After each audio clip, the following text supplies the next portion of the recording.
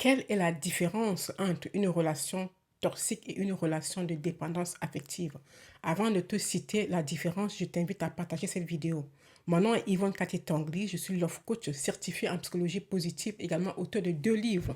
Yvonne, un vécu qui est là et rupture amoureuse, les clés de ma guérison qui est là.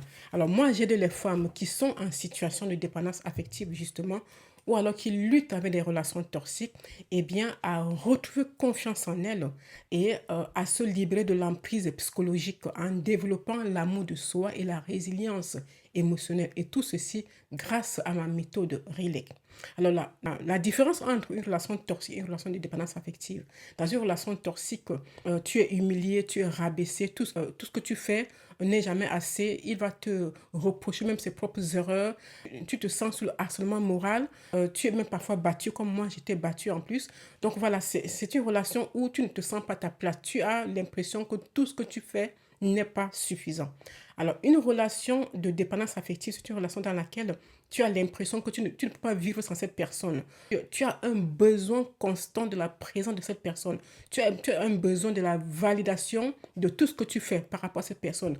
Tu as l'impression que tu ne peux pas vivre sans cette personne. Tu as l'impression que cette personne est une bouffée d'air pour toi. Ça, c'est une relation de dépendance affective. Là, je vous donne quelques exemples, mais il y en a plusieurs.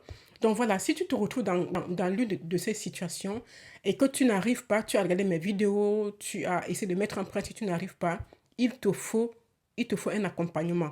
Et pour ça, j'ai créé un espace sécurisé pour les femmes.